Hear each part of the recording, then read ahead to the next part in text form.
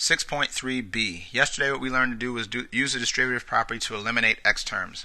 What we did first was, and I'm not going to write this because you should already have good notes on this, but we took the bottom number up, we brought the top number down, we then distributed to get 10x minus 6y, 10x plus 35y. We then switched the bottom row because again we got to have these go away, so we put 10x minus 6y and negative 10x minus 35y. We then added our terms, meaning this goes away and this leaves us with negative 41y, and that was our stopping point. Okay. Today's lesson is quick, but that's only because the only thing different is that we have a third term and an equal sign. So if you haven't gotten a solid grasp of yesterday's, I would stop the video and go back to 6.3a doing a lot of similar problem work, because again, this video is not going to give you anything spectacular. And before you say, well, you're not teaching me appropriately because you're not showing me how to do it on this video, that's because everything you need to know on this video is in last lesson's work.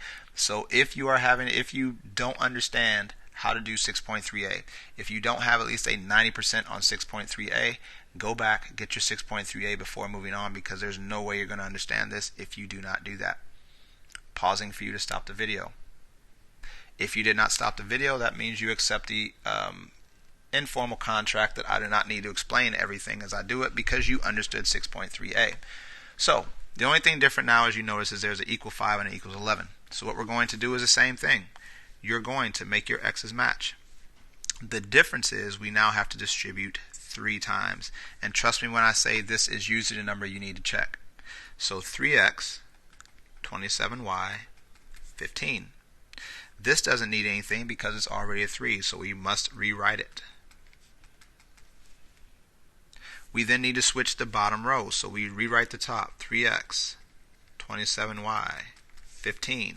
We then switch the whole bottom row. Remember, it's the full bottom row. Whenever I check people's work, the first thing I do is go 3 times x3, or 3 times 9, 27, 3 times 5, 15. And what I usually see here is a 5, because people forget that third one. And then when I see that matches, then I usually go 3 opposite, positive, negative, positive, negative. And what I usually see is positive, positive, because you must switch all 3. That's the only shift today, is making sure you do everything to 3 terms, not just 2. We then add our terms. This goes away, giving us 31y equals 4. And that is where we're going to stop. That's it. Again, this is a first semester semi-preview / lesson so that you know what you're supposed to know. But that is where we are. All right. Moving on.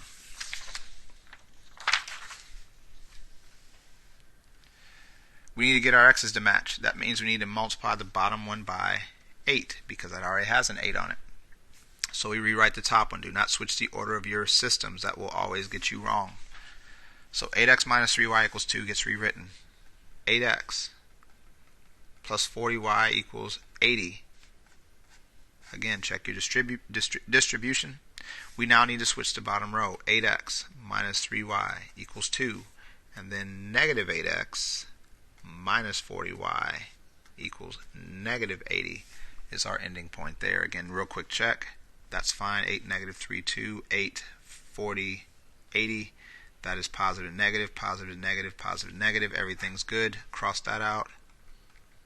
Negative 43y equals negative 78. Stop there. Type that into your answer. You should get credit for it. At least that's how I designed it. And again, if that doesn't work, you let me know so I can try to figure out what's going on and make whatever adjustments I need to make. Excuse me, my phone just vibrated. Anyway, multiply the 7 up, multiply the 2 down. Again, just make sure you distribute appropriately. 14x, 21y, 49. 14x, 4y, 8. I'm sorry, I need to do it the real way. This is our first part here. I was about to do the cheap way that I'll show you tomorrow, but I don't want to do that yet because we're building your foundation. 14, 21, 49, 14, 4, 8. So once we've got that, now we need to switch our bottom row. And if you're wondering why I always go back to check, it's because everybody messes up on this. This should be minus, no, it's plus. I was right, I'm switching signs.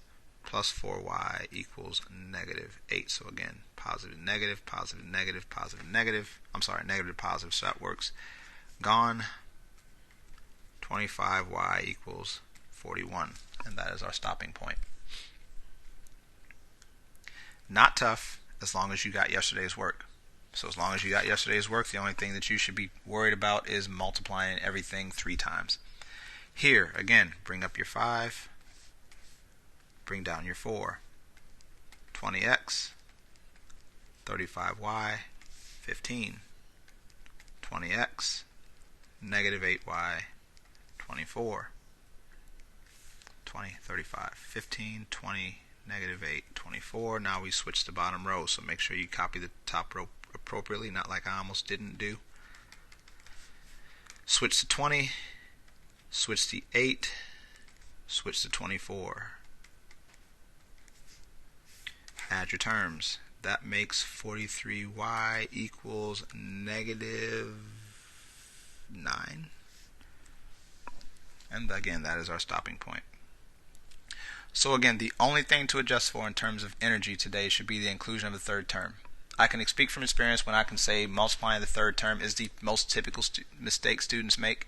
I did that myself for lots of times. So if you get stuck, the easiest way is to just check your distributive step. Let me show you now, which I think I already did. Do it real quick. 5 to 20, 5 to 35. You've been watching me do it the whole time. Same thing with the negative. Positive to negative, negative to positive, positive to negative, just making sure that's there. Outside of that, just be sure to let me know if you're having issues. Again, send me a picture of your work. I can probably help you very quickly. Just do your best to practice. We are almost done. We have one more lesson for the semester, and you are officially 1 semester out of algebra. Congratulations, almost. Other than that, make sure you answer the question, and good luck.